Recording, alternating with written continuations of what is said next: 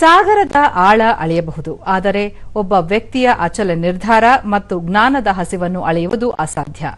ಶತಶತಮಾನಗಳಿಂದ ತುಳಿತಕ್ಕೊಳಗಾದ ಸಮುದಾಯದ ದನಿಯಾಗಿ ಜಗತ್ತಿನ ಬಲಿಷ್ಠ ಪ್ರಜಾಪ್ರಭುತ್ವಕ್ಕೆ ಬುನಾದಿ ಹಾಕಿದ ಮಹಾನ್ ಚೇತನ ಡಾಕ್ಟರ್ ಬಿಆರ್ ಅಂಬೇಡ್ಕರ್. ಅವರು ಕೇವಲ ಒಬ್ಬ ವ್ಯಕ್ತಿಯಾಗಿ ಹುಟ್ಟಲಿಲ್ಲ, ಬದಲಿಗೆ ಒಂದು ಶಕ್ತಿಯಾಗಿ ಬೆಳೆದು ಇಡೀ ರಾಷ್ಟ್ರದ ಸಂವಿಧಾನದ ಶಿಲ್ಪಿಯಾದ ಭೀಮರಾವ್ ರಾಮ್ಜಿ ಅಂಬೇಡ್ಕರ್ ಅವರ ಬದುಕು ನಮ್ಮೆಲ್ಲರಿಗೂ ದಾರಿದೀಪ. ಇಂದು ಅವರ ಜನ್ಮದಿನ. ಈ ಸಂಭ್ರಮದಲ್ಲಿ ಅವರ ಅಸಾಮಾನ್ಯ ಜೀವನದ ಹಾದಿಯ ಕುರಿತು ಒಂದು ವರದಿ.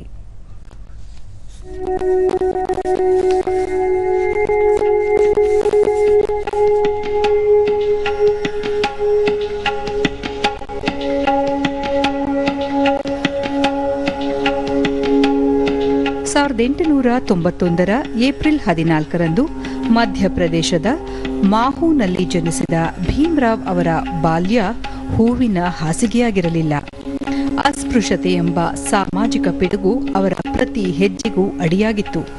ಶಾಲೆಯಲ್ಲಿ ಇತರ ಮಕ್ಕಳಂತೆ ಬೆಂಚಿನ ಮೇಲೆ ಕುಳಿತುಕೊಳ್ಳುವಂತಿರಲಿಲ್ಲ.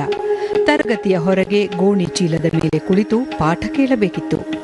ನೀರು ಕುಡಿಯಬೇಕಾದರೆ ಯಾರಾದರೂ ಮೇಲ್ಜಾತಿಯವರು ನೀರು ಸುರಿಯಬೇಕಿತ್ತು. ಶಾಲೆಯ ಸಿಬ್ಬಂದಿ ಇಲ್ಲದಿದ್ದರೆ ಭೀಮರಾವ್ ಅಂದು ದಿನವಿಡೀ ನೀರಿಲ್ಲದೇ ಇರಬೇಕಾಗಿತ್ತು. ಈ ಎಲ್ಲ ಅವಮಾನಗಳೇ ಅವರಲ್ಲಿ ಸಮಾಜವನ್ನು ಬದಲಿಸುವ ಕಿಚ್ಚನ್ನು ಹಚ್ಚಿದ್ದವು.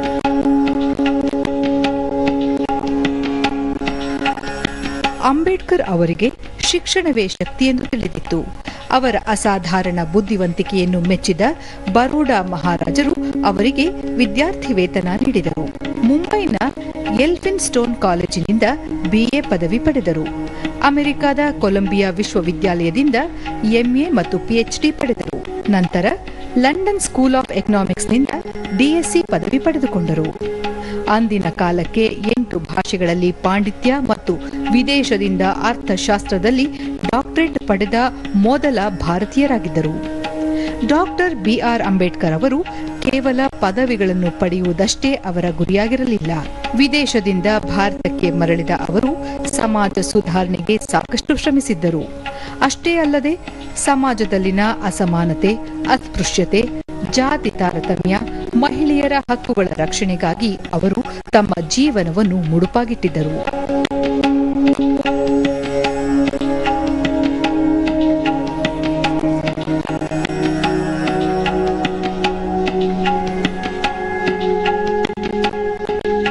ಮಹಾರಾಷ್ಟ್ರದ ರಾಯ್ಗಢ್ ಜಿಲ್ಲೆಯ ಚೌದಾರ್ ಕೆರೆಯ ನೀರನ್ನು ಬಳಸಲು ದಲಿತರಿಗೆ ಇದ್ದ ನಿಷೇಧವನ್ನು ವಿರೋಧಿಸಿ ಅವರು ನಡೆಸಿದ ಮಹಾಡ್ ಸತ್ಯಾಗ್ರಹ ಐತಿಹಾಸಿಕ ಚಳವಳಿಯಾಗಿದೆ.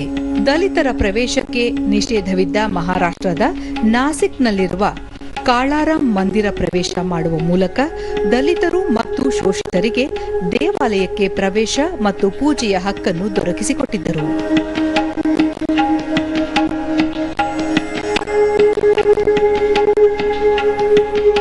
ಸ್ವತಂತ್ರ ಭಾರತದ ಮೊದಲ ಕಾನೂನು ಮಂತ್ರಿಯಾಗಿ ಡಾಕ್ಟರ್ ಅಂಬೇಡ್ಕರ್ ಅವರು ಭಾರತದ ಸಂವಿಧಾನ ರಚನಾ ಸಮಿತಿಯ ಅಧ್ಯಕ್ಷರಾಗಿ ವಿಶ್ವದ ಅತ್ಯಂತ ಶ್ರೇಷ್ಠ ಸಂವಿಧಾನವನ್ನು ದೇಶಕ್ಕೆ ಅರ್ಪಣೆ ಮಾಡಿದರು. ಹಿಂದೂ ಸಂಹಿತೆ ಮೂಲಕ ದೇಶದ ಮಹಿಳೆಯರಿಗೆ ಆಸ್ತಿಯಲ್ಲಿ ಹಕ್ಕು ಮತ್ತು ಸಮಾನತೆಯನ್ನು ತಂದುಕೊಟ್ಟರು. ಡಾಕ್ಟರ್ ಅಂಬೇಡ್ಕರ್ ಅವರ ಸೇವೆಯನ್ನು ಪರಿಗಣಿಸಿ ಭಾರತ ಸರ್ಕಾರ ಅವರಿಗೆ ಹಲವು ಪ್ರಶಸ್ತಿಗಳನ್ನು ನೀಡಿ ಗೌರವಿಸಿದೆ. ಪ್ರಮುಖವಾಗಿ 1990ರಲ್ಲಿ ಭಾರತದ ಅತ್ಯುನ್ನತ ನಾಗರಿಕ ಪ್ರಶಸ್ತಿಯಾಗಿರುವ ಭಾರತ ರತ್ನ ಪ್ರಶಸ್ತಿಯನ್ನು ಮರಣೋತ್ತರವಾಗಿ ನೀಡಿ ಗೌರವಿಸಲಾಗಿದೆ. ಅಂಬೇಡ್ಕರ್ ಅವರ ಜ್ಞಾನ ಮತ್ತು ಅಹಿಂಸಾ ಮಾರ್ಗಕ್ಕಾಗಿ ಬೋಧಿಸತ್ವ ಬಿರುದು ನೀಡಲಾಗಿದೆ. ಲಂಡನ್ ಮ್ಯೂಸಿಯಂನಲ್ಲಿ ಕಾರ್ಲ್ ಮಾರ್ಕ್ಸ್ ಪಕ್ಕದಲ್ಲಿ ಪ್ರತಿಮೆ ಹೊಂದಿರುವ ಏಕೈಕ ಭಾರತೀಯ ಡಾಕ್ಟರ್ ಅಂಬೇಡ್ಕರ್ ಆಗಿದ್ದು ವಿಶ್ವ ನಾಯಕ ಎಂಬ ಹೆಸರು ಪಡೆದುಕೊಂಡಿದ್ದಾರೆ.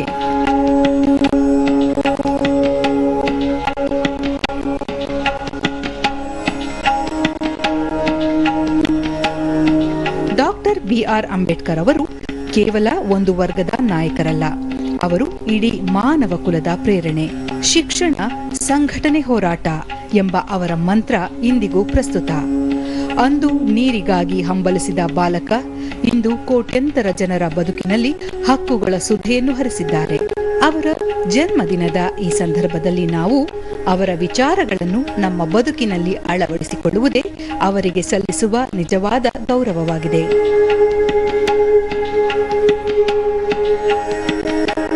ಒಟ್ಟಾರೆ ಅಸ್ಪೃಶ್ಯ ಸಮಾಜದಲ್ಲಿ ಜನಿಸಿ ಇಡೀ ಸಮಾಜದ ಸುಧಾರಣೆಗಾಗಿ ಶ್ರಮಿಸಿದ ಮಹಾನ್ ವ್ಯಕ್ತಿ ಡಾಕ್ಟರ್ ಬಿ.ಆರ್. ಅಂಬೇಡ್ಕರ್ ಅವರಿಗೆ ಇಡೀ ದೇಶವೇ ನಮನಗಳನ್ನು ಸಲ್ಲಿಸಬೇಕಾಗಿದೆ.